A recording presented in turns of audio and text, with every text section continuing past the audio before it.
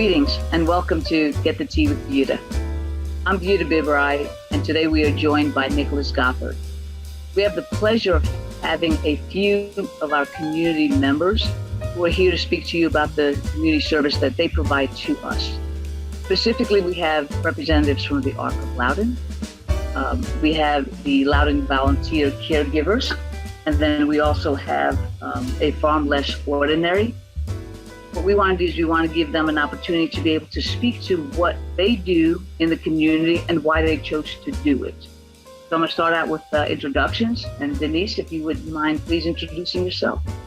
No, absolutely. Thank you again for having us here and for our fellow partners that we work with on a regular basis at the Arc of Loudoun. So it's good to see our people that are joined together in working with people with disabilities. And so with the Arc of Loudoun, I call it a safe haven for people with disabilities and their families, because it really is a place where the entire family can get the support that they need, but also the individual themselves. Because when you have a disability, no matter if it's intellectual, physical, developmental, even a mental health disability, you need an entire group of people around you to support you in all facets of your life. So with the Arc of Loudoun, we start as little as 18 months to cradle to grave is what we call it, so that we make sure that we join that journey with that family for their entire lifetime. Because when you have a disability, it's not one and done and you can get over it. It is something that, one, you didn't ask for, two, your parents didn't ask for it, and three, it's not something you can get rid of. So it truly is something that the community has to come together to support the family. And it's through work. We have early intervention. We have a fitness center. We have a private school for students primarily with autism, severe autism. We have a preschool on site for both children with and without disabilities. We have a behavior clinic. We have another new project that I cannot announce just yet, but it's coming on board. The ink is starting to get dry on the contract, where we're really going to be focused on the mental health side of things as well. So all of those programs with our partners like a Farmless Ordinary and Loudoun Volunteer Caregivers comes alongside that family for their entire lifetime. And our mission is to advocate for, educate, serve, and support people with disabilities and their families holistically. So, and I got to work with the Arc of Loudoun just by the gracious providence of God, to tell you the truth. And I just have a passion for people with disabilities. I have since I was young and knee-high to a grasshopper, where it was truly just a kind of like a calling sometimes that you feel, because again, people with disabilities, they can't get rid of their disabilities. They have to learn. And I am so inspired by watching people with disabilities overcome such adversity. Sometimes we have, on our fitness center, we have some clients of ours that have survived a mountain bike accident or a horse riding accident. They are now with a severe spinal cord injury for the rest of their lives. And we have seen those people walk again. They are supported, but we're seeing them walk again. The miracles and the just awe-inspiring opportunities that are happening there is just incredible. And it's the staff that we work with, our partners that we work with, that are just all compassionate, passionate, high caliber, talented people, and it's authentic. It's a group of people that really love what they do. So thank you very much.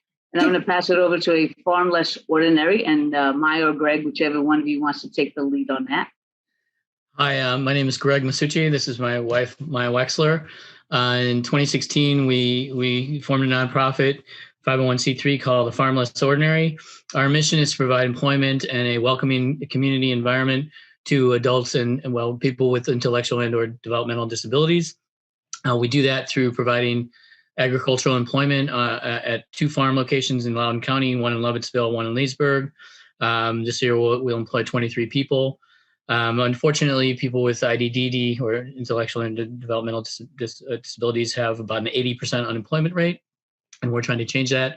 We believe that our community is enriched by having all members of our community, particularly those least enfranchised, be present in the community and become active part of the social fabric of the community. Too often, people with intellectual and or developmental disabilities are left socially isolated. And we wanted to intervene in that cycle. They age out of the school system, at age 22, and oftentimes to no employment. We came to this because our son, Max, who is 13 now, is severely autistic and nonverbal, and we were trying to figure out what a future would look like for him. And he was the inspiration. He may not be able to work for us, or he might. We're not sure. Hope springs eternal, but he was the inspiration for the farm, and we're just happy that we could get out there and integrate these folks into our community and give them meaningful work. It's inspirational to see people who are fighting through disabilities that you and I could scarcely imagine get up every day and do something as hard as farm work, which anybody who's ever farmed will tell you is not easy. And to see them do that is really inspiring to us. And we just think the green care, as people call it, or the green care model, care farming is a really beautiful therapeutic model in which we have the opportunity to build the skills in our employees, to make them model employees, not just in our farming element, but to be able to plug them into employment throughout the county, perhaps in hospitality or other ventures, because we're teaching them to be model employees. And we really like working together. We're working on something with the Ark that will come up pretty soon. And we love it when we can get with other partners within Loudoun County and partner up to try to serve our community better. So, okay, thank you. Now, Colleen, I feel like both Denise and Greg were speaking in code. I want to figure out how to break that code that they've been talking about, some big event going on. So we're going to figure that out sooner or later. Okay. But, all right. I'm with you. Perhaps it's at a winery since we have so many of them. Why did you not suggest this before the taping? Because we could have done it during the taping. That is true. That is true. My name is Colleen Lovelace. I work for Loudoun Volunteer Caregivers. We're a nonprofit based in Leesburg, and we provide volunteers to the elderly and disabled, transportation for both dialysis and cancer, also medical transportation for things like a dentist appointment, an eye doctor appointment. We have food delivery services. So we work with Loudoun Hunger Relief and with the Dulles South Food Pantry. Loudoun Hunger Relief is in Leesburg, and Dulles South Food Pantry is presently in a temporary location in Aldie, and we work with them. We also can provide chores for the elderly and disabled, both inside and outside chores, things like helping someone sort their mail, throw out the junk, sort out the bills, installing a screen door, maybe cutting the grass or mulching, doing flowers. So both inside and outside chores. And then finally, our friendly calls, which used to be visits, but I won't say that dreaded phrase because of 2020. We have now switched over to friendly calls, which is our ability to connect with our care receivers, check in, see how it's going, brighten up their day, ask them how they're doing, etc. And so we are in need of volunteers because I'm in a transition period right now where my student volunteers are just about to go back to school next week. And so I am in need of volunteers, especially for my friendly calls. And we're always in need of volunteers to do driving. So the food delivery is a contactless volunteer opportunity, but the transportation, the clients are in your car. So there's a little bit more contact with transportation to dialysis and medical appointments. So again, we're based in Leesburg. Our website, lvcaregivers.org. So I'm going to segue from that, and thank you, Colleen. And maybe that would be my first ask. What is Okay. your greatest need right now for your entities? We're actually hiring growers right now, and growers are what we call our employees with various intellectual, cognitive, developmental disabilities, because we're facing the same sort of transition where a lot of our younger ones are going back to school or going back to programs like Project Search. So we are looking for, anybody of legal working age who's willing to work on a farm in Leesburg and Lovettsville. We're hiring for both our locations. How many are you looking for? Probably 5, 6, 7, something yeah, like I that. would say, yeah. And then we're also looking for crew leaders, which are typically people who are 18, who may not have cognitive challenges, but they're looking to work with that community. Craig means 18 and older. 18 and older, who help us with our growers, people who might be interested in maybe down the line they're interested in a career in special ed, or as Denise mentioned, I do believe some people sort of have a calling to work with people who have IDDD. So people who would be interested in working with that community, we would love to have a crew leader. We were actually at least one crew leader. And then we're also looking to fill an assistant farm manager position. Interestingly enough, even though Loudoun County is in love with its rural or agricultural traditions, many of the Loudoun County youth don't share that interest. So we have sort of a dearth of people who are, trained farmers. And our farm manager and our last assistant farm manager, we had to recruit from Alabama and Georgia, respectively. So we're hoping we could find somebody a little closer. Yeah, and I think with the interest in farming, I'll speak for myself. My parents and their relatives in a prior life were ranchers, in Europe and all that.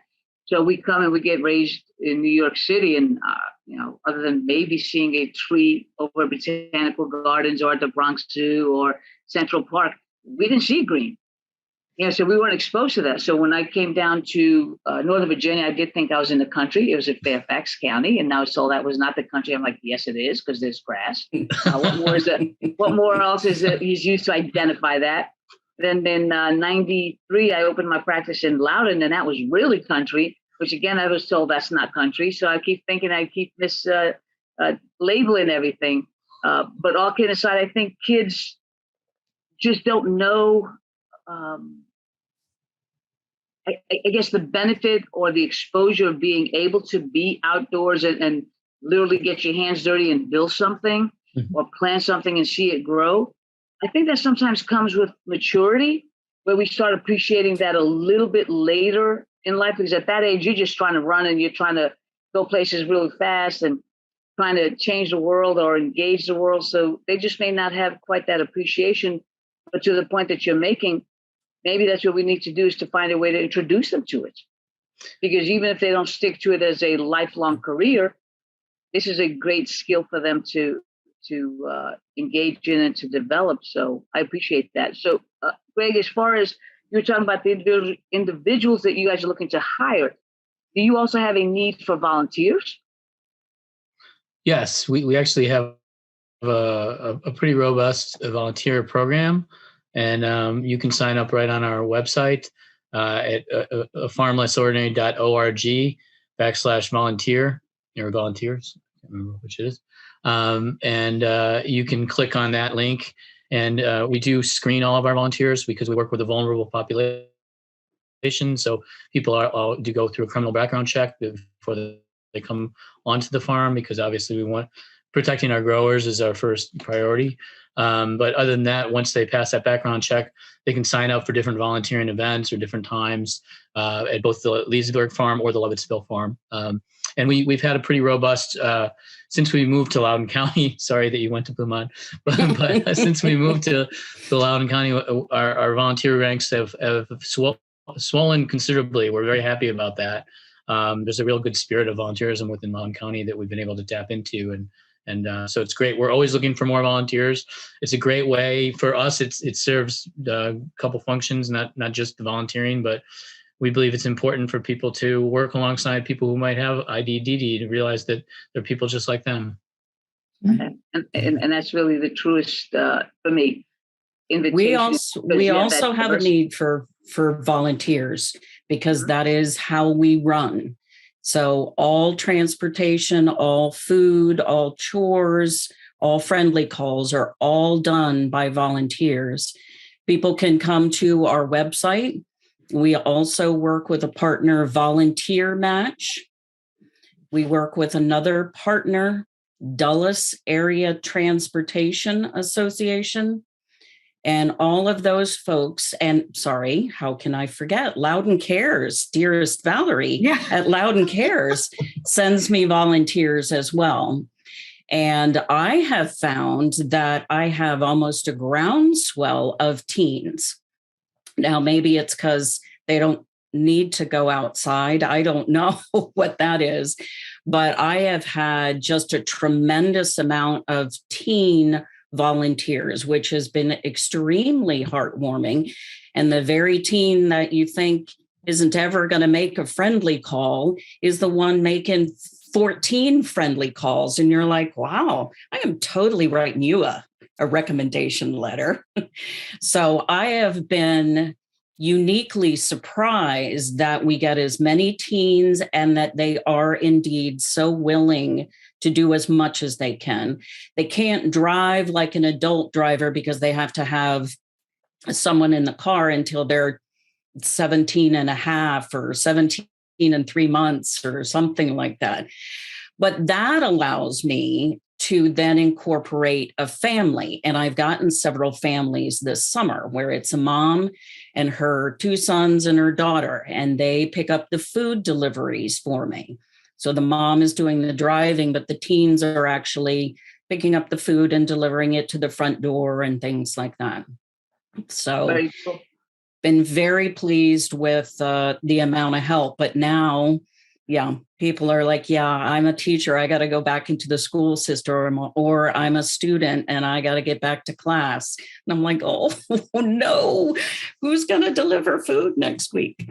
But yes, we are constantly in need of volunteers, because that is how we support our organization. All volunteers, no cost to anybody, and all volunteer driven. So Colleen, do you have any openings for any paid positions in addition to the volunteer opportunities? Well, if you had asked about 2 months ago, the answer was yes and yes. But I am fairly new, a couple of months in, and we just hired another coordinator, and she's within her first 3 weeks. So for right now, the answer is no. We seem to have all of our paid spots filled. Excellent. Well, good, because that's the other thing that we just want to communicate, ways that we can maybe match needs. So well, thank you. Denise, how about on behalf of the Ark of Loudoun? Yes, well, we have all of the things that they've mentioned and a couple more. So we do have some paid positions that we're looking for right now. We need a preschool teacher's assistant to work in our open door learning center. That is I don't know if it's full-time or part-time, but it's all on our website at the arcofloudoun.org. We need some instructional assistance of ABA, and ABA meaning Applied Behavior Analysis. Those are the folks that work one-to-one with our students in the Aurora School. And our Aurora School is a private school. It's a year-round school for children primarily with severe autism. They come to us from 9 different public school systems, and they learn vocational skills, independent living, all through ABA therapy. And if you're not familiar with ABA therapy, it is trying to reduce the behaviors you don't want and increase the behaviors you do want through positive reinforcement. And it is a tremendous approach to bringing about the behaviors you want. And we integrate that therapy throughout all of our programs that we have on the campus. We also need a behavior technician for our behavior clinic. And that's where we do one-on-one occupational therapy, speech therapy, and ABA therapy. We also do social skills there, as well as some parent training at the behavior clinic. So you're going to be exposed to a lot of different things in that behavior clinic world.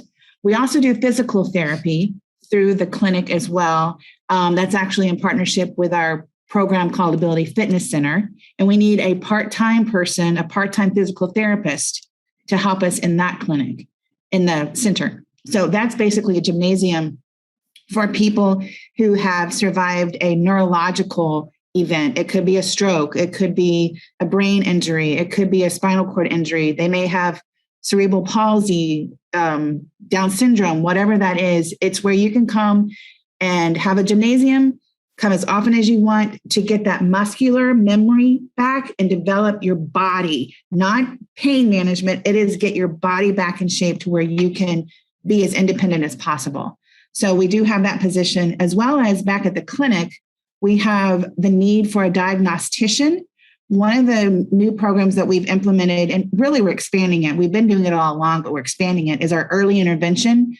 So as soon as a child is diagnosed, or even before that, up through 0 to age 8 years old, we have our preschool, we have our behavior clinic working very closely together, and our Ally Advocacy Center that takes the families in who may not be able to afford our services. We have a Bridge the Gap program that makes our services affordable.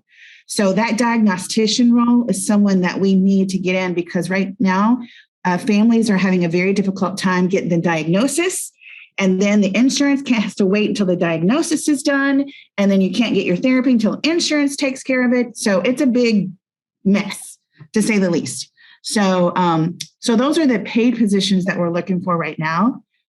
We do need to expand. We have got so many families that need the services that we have. So we need to expand.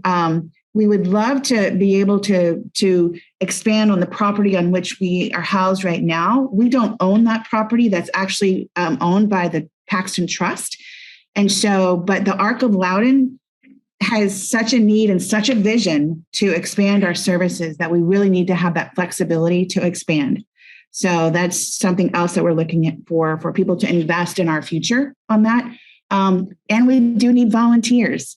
So some people may have heard of Shocktober. That is our big, amazing, crazy, scary haunted house. It's PG-13. It is not family friendly, although we do have a little 4-year-old that comes, and she has a season pass. She would come up to me every night with her bow on her head and excited to go in the house. So you know what? You know your own family. So if you want your family to come, that's fine. But we do need volunteers. You have to be at least 14 years old to volunteer. And it opens October the 1st and goes through October the 30th, every Friday, Saturday, and Sunday. We need about 180 volunteers a night. So that means actors. That means anybody and everybody. We will teach you how to do things. We even have a ghoul school. Yes, I said ghoul school on September the 11th and 12th. We'll teach you everything. We've got some great new characters this year. We even have a whole new, I might get in trouble for saying this, but a whole new floor that we've transformed. Some of the rooms, like newly discovered rooms, have been transformed into being part of the haunt. So it's exciting. A lot of exciting things this year. So those are our key needs right now that we have. So.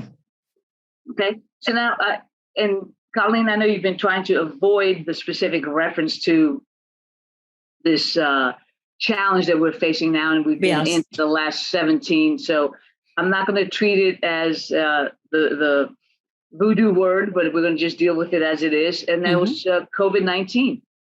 We're still dealing with it. How were your programs impacted over the last year and a half? And I would like for you to consider answering it with these two subsections in part. One is, how did your entity survive? And then two is, how did your client base work through and navigate their challenges in this added time of really struggle? And if I may start out with, I'm actually going to see if I can get Denise to start, please. Oh, sure. No, it was a fascinating year. And Lisa Kimball is our CEO, and she will say she's the silver lining Lisa, because there is silver linings in everything. And I just love that about her. It really impacted us tremendously. I mean, when you're working with 45, 47 students with severe intellectual disabilities, homeschooling and distance learning is very difficult for them. But I have to say, we are so proud of what our Aurora School staff did.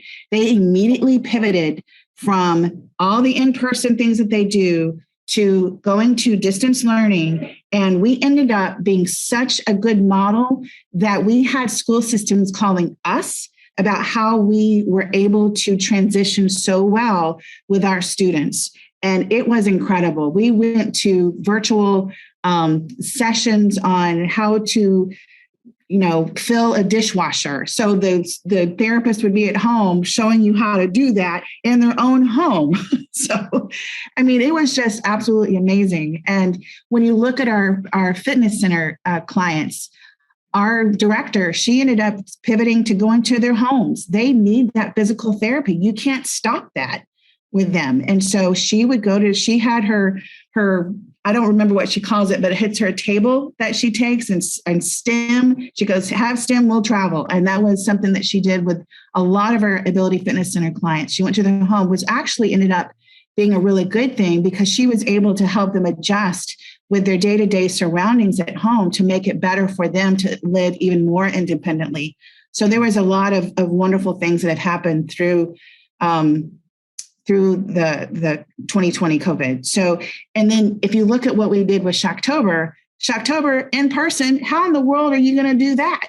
So we said, okay, I'm not sure. Let's figure this out. Well, we turned it into a virtual Shocktober. Did it raise as much money? No, but we turned it into something that we can now use for the rest of our history of Shocktober, where people around the world, both the able-bodied and those with disabilities, to be a part of Shocktober through a virtual experience. And so that was another silver lining.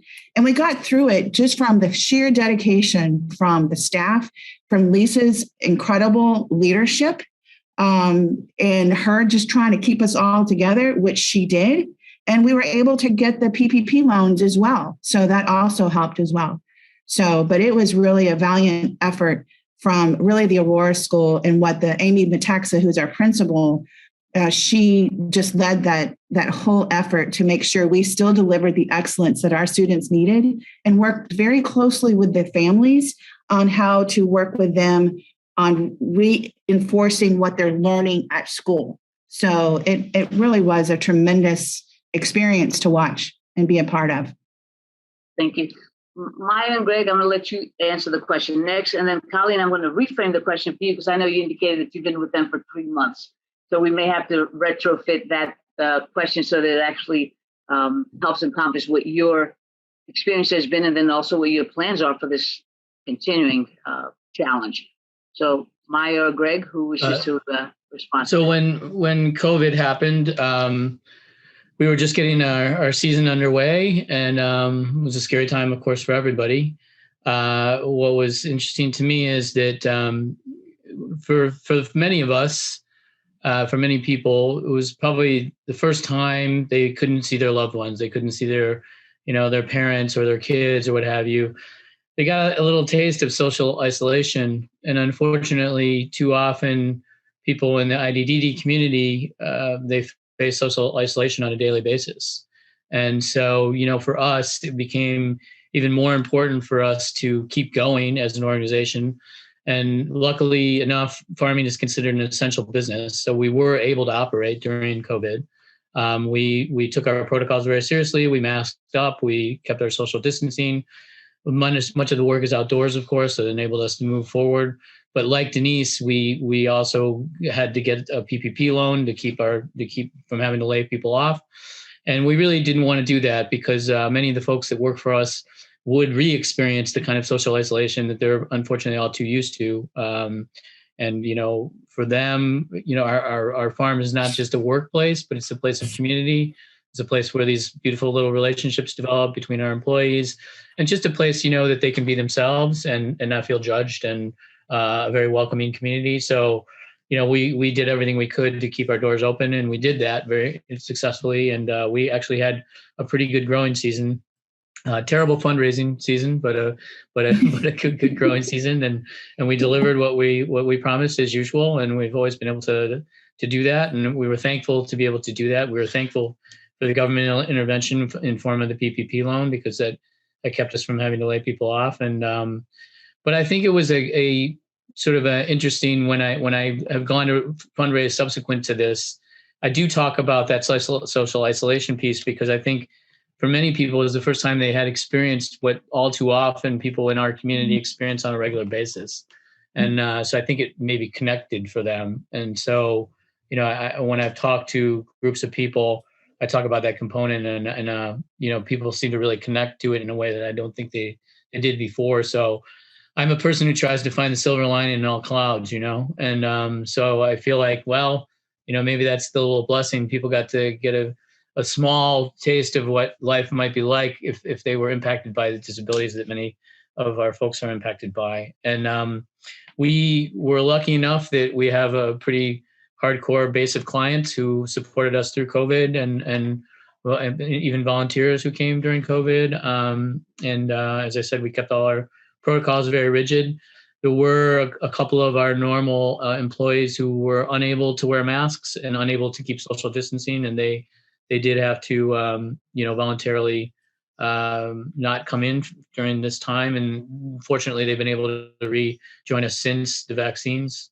And that was unfortunate, but, we always have to think of the greatest good for the greatest number in our business. And so it was a decision that they made, and their parents and caregivers made with them. I would like to add Sure.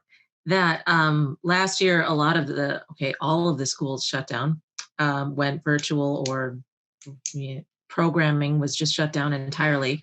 Programming that included transition programs, which a lot of special needs families use to get their adult child from the school system to adulthood. And so we actually had to hire people earlier than we originally planned, and in larger numbers than we originally budgeted for, because a lot of these families were kind of desperate to get their kids connected to something, to other humans, to other employment training opportunities. And ours was a safer place than most, so because we were outdoors. So we did have a bonanza season in terms of growers and volunteers, because likewise, the volunteers were desperate to get out of their homes and just, I don't know, be around people that weren't their family members. So last year, in terms of people, we didn't suffer at all. We weren't able to hold our annual fundraiser, but the Loudoun community actually was quite generous during Give Choose, especially last year. That's the 24-hour fundraising day in the spring. But we had big payroll numbers last year. We did. Much bigger than we had anticipated. And, we're still trying to pay off a little bit of that, I guess as it were. The PPP helped, but we were just really fortunate. We felt, very blessed to be able to continue doing what we do, and to be able to provide that respite. And I mean, for some of the families, in a sense, it's a little bit of respite for the family members. Some of our growers have some challenging behaviors, and as much as we love our children, we all sometimes need a little break from them. And so we were able to give the people a break that they might have otherwise gotten when their kids were in school and what have you, enable them to maybe get the errands done that they needed to get done, or things like that. Because as we can speak to that fact as special needs parents, sometimes just daily living can be a matter of parsing out the schedule of who can do what when you're watching your child, because they require an attention level much more acute than a non-disabled peer or person or family member. So we're glad we were able to do that. Our son's screaming in the background with our attendant right now. Right on cue. Right on cue, exactly. Yes, I think you heard his name, Max. Well, I think with the experience of COVID, it really has been distressing on a lot of levels. And when you do have somebody who's got a greater need, it magnifies that. And then when you've got the responsibilities all around that have not decreased but have increased, man, what a load for our families to carry. Colleen, Very much so. and I know you mentioned earlier that you've been on board for about 3 months. So correct, but I've been associated with Loudoun Volunteer Caregivers for about 2 years. I was an actual volunteer for Loudoun Volunteer Caregivers, and I did both food delivery from Loudoun Hunger Relief and transportation to dialysis. So I could probably speak pretty well to what happened with the organization, which was, of course, things had no choice but to switch. So our visiting of care receivers became friendly calls. So that was an easy transition. For a while, Loudoun Hunger Relief wasn't even allowing us as volunteers to help them with food. We couldn't come and pick it up. We couldn't deliver it. Everybody had to come and get it on their own at Loudoun Hunger Relief. So that was a hard transition because we then had to help the actual care receiver find someone that could do that for them. I actually worked as a consultant for Friends of Loudoun Mental Health during this time. So I became very familiar with what was available with regard to funding. So both Friends of Loudoun Mental Health and Loudoun Volunteer Caregivers were able to stay alive because of the CARES Act funding. And that is for both Loudoun County, but also individually in Leesburg and Purcellville. They also had individual funding for the towns, and that was paramount for both of our organizations. And because we are all volunteers, we, of course, had volunteers who wanted nothing to do with being outside or being exposed in any way. So it, interestingly enough, and good for the soul, we had a number of volunteers who were willing to take on an inordinate amount of driving in order to get our dialysis and cancer patients to where they needed to be. We also had one of our volunteers who is a marketing person do a lot of help for us, free marketing on various websites, calling in any volunteer who was willing to help during COVID. So we had people step in to help us find volunteers, and we had volunteers who were willing to do more than their share in order to make sure that the most vulnerable of our folks were getting to their appointments on time. So, Colleen, I'm going to pull my lawyer hat on you. That was my most politest objection to my misasked question I've ever had in any setting. Oh, yay for me. I made an assumption, and you very politely pivoted around that. And I apologize that I didn't realize that you actually had been integral in a different role with Loudoun Volunteer Caregivers. Right. So thank you for expanding. That only started because I was an empty nester. And both my kids were either graduated from Virginia Tech or attending Virginia Tech. And I said, I got to do something with my life. So I actually had a friend who was working at Loudoun Volunteer Caregivers, and she said, come do some volunteering. And so that is what I found. And I found what was able to fit within my day with my other job. And then when they had an opportunity available, I said, yeah, I think I know how this place runs. I'm in. That is awesome. So now the question becomes this. We don't know what tomorrow is going to hold for us as a nation, as a community. And the question really becomes even broader than just the COVID impact. But take that as part of the subset of the question. What is the pivot or the trajectory from this point forward for each of your organizations? And I'm going to go to a Farmless Ordinary. And then I will follow up with Loudoun Volunteer Caregivers, and I'll close with the Ark. Well, for us, I think, it's you gain confidence through resiliency, right? I mean, you weather a storm, and it gives you a little more confidence that hey, it's going to be okay. You have confidence in your abilities and confidence in your people.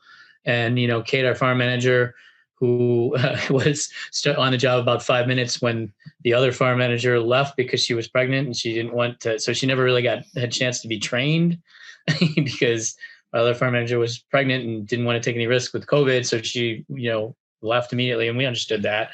But poor Kate was kind of thrown to the wolves, and, she rose to the task. And I think we all do. And I think that that's kind of the crucible in which you make steel, right?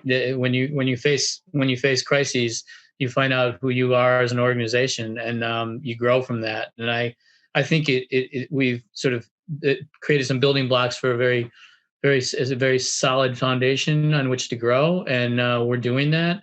Well, we expanded to a second farm, so we have 2 locations now. We're employing over 20 people. Before we were employing, I think, 17.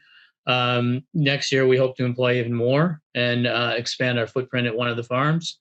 And, I don't think we would have necessarily had the moxie to do that if we didn't have sort of that feather in our cap of, hey, I survived this, right? And so that's exciting, and it gives you some confidence. So again, I try to look at things with the silver lining first, right? It was a terrible tragedy, loss of life, and a horrendous thing, and my heart goes out to all the families who lost people.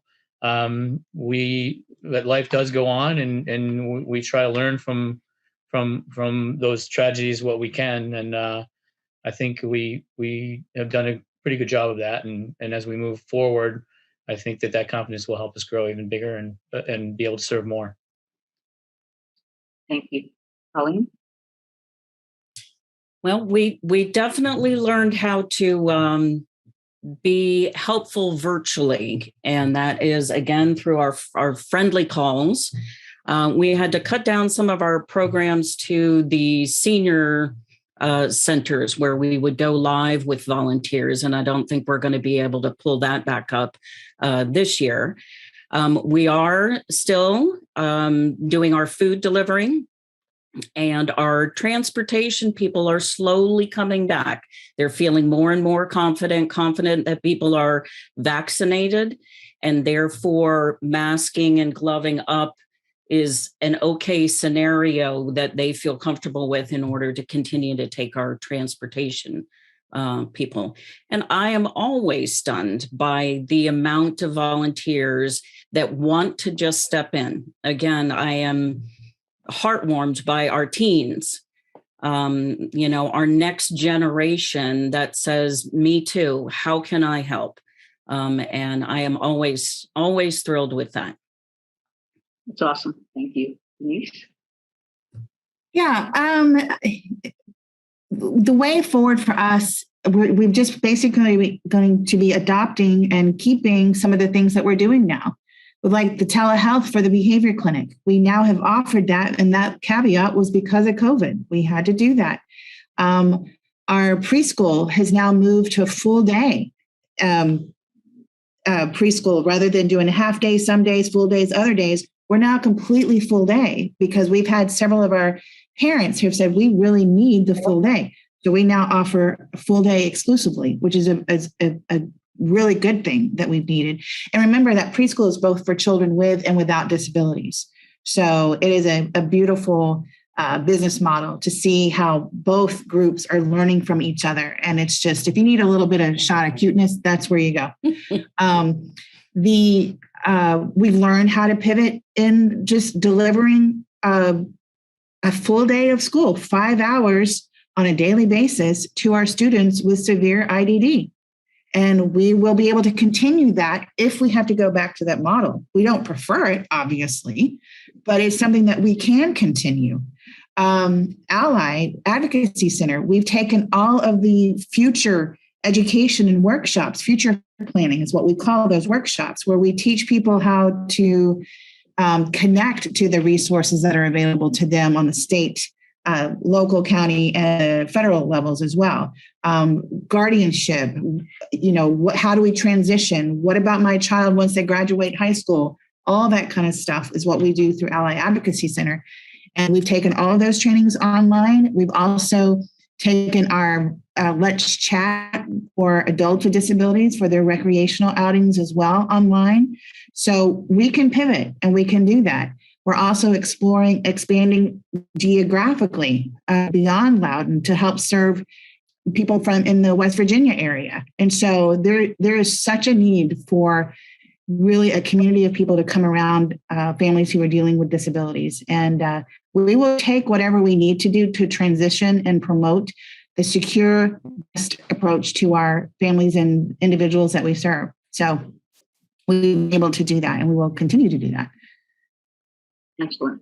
For starters, thank you, each and every one of you, for one, is rising up to the challenge that you identified and that you are trying to fill for our community. So personally, for me, as a Loudoun County resident, I do say thank you very much. Now I'm going to put you on a spot, which is what I indicate to you was my demand. And that is, what would your message of hope be for our community? And it could be related very specifically to your organization, or it could be broader. So there are no limits on that part. And Colleen, I'll let you lead, and then we'll follow with Denise, and then we'll deal with Loudoun, Maya, or Greg, or each of them to actually add to that conversation.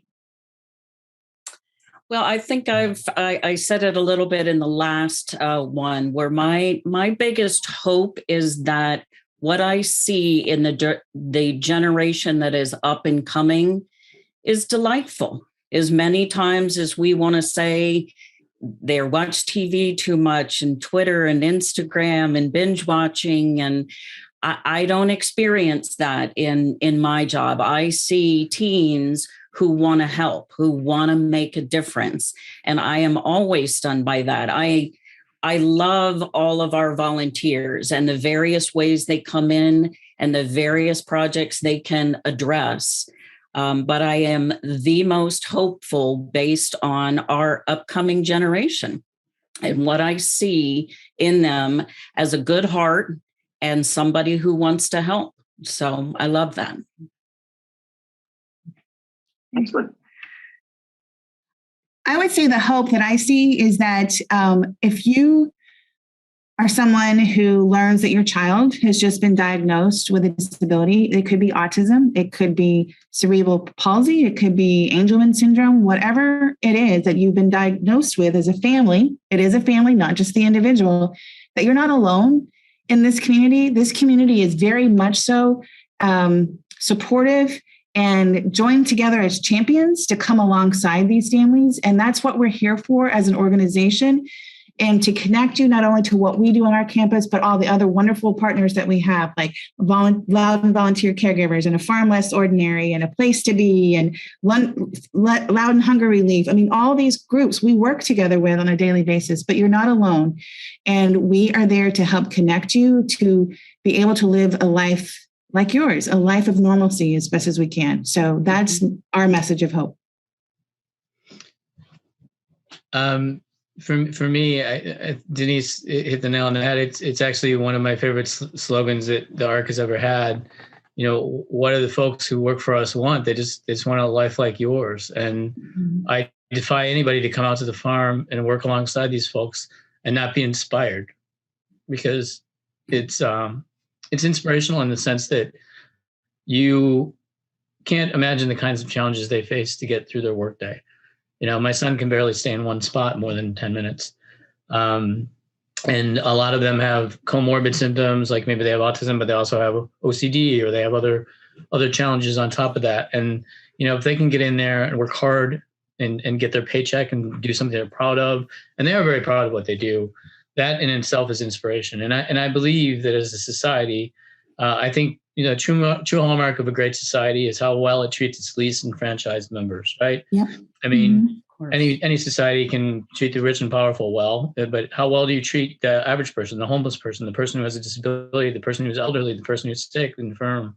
You know, that's a really great society, and that's the society we all want to build. All the people in this, you know, in this room here, on this call. And I think we can do that. I look around me at the great things the Ark's doing, the great things the volunteer cares are doing, you know, and it gives me a lot of hope for the future. You know, a lot of hope, because there's so many people out there. I remember, not to get, it's not even political, but I remember George Bush talked about 1,000 points of light. And I think there's some truth to that. There's, 1,000 points of light in Loudoun, and when we all get together, you can shine pretty brightly. And I think that's amazing. So I'm ever hopeful when I spend a day at the farm. I see what people can do, what they're capable of, and it's amazing. Maya, you're gonna allow Greg to do that drop, the mic right there, the mic drop right now? That's why I'm on the computer and he's on the mic, because we know what we do best over here. Well, you guys are a true compliment to one another. Yeah. And I do want to say thank you, because I've been very blessed that throughout my life, I've always been in a situation where I've had a need, even if I didn't recognize that I had the need. Someone's always stepped in to be able to assist me. And I look at each and every one of you as playing that role for so many members of our community. That some individuals are going to be very lost. They don't know where to go. They don't know what to do. And each and every one of you plays a role for somebody to be able to say, I'm here and I stand beside you. Mm-hmm. And I appreciate you. And that is what creates our community here in Loudoun. And I'm going to call it's a community of champions. Mm-hmm. And each and every one of you is bringing a lot to the table to be able to say this is that no one needs to, and no one is going to stand alone for as long as we can step up and help one another. So I thank you very much from the bottom of my heart. And I appreciate each and every one of you. And I thank you for being part of our show here today on Get the Tea. And if there's ever anything that we can do to further help or assist in expanding your voice, please let us know. And I love the fact that each of you have joined here today to show the collaboration that we have. So if there's anything else that we can do to be able to help shine that light or that ray that Greg was referencing, that's what we're here for. We're here to raise our community in any way that we can. So God bless you, and thank each and every one of you for being here. Thank you for having us. Thank you for having us. Thank you very much. It's really great. Yeah. No, it was our absolute pleasure. So thank you. Thank you. To our viewers, we say thank you for joining us, and then we look forward to seeing you next week. For the rest of this week, we say good luck and God bless.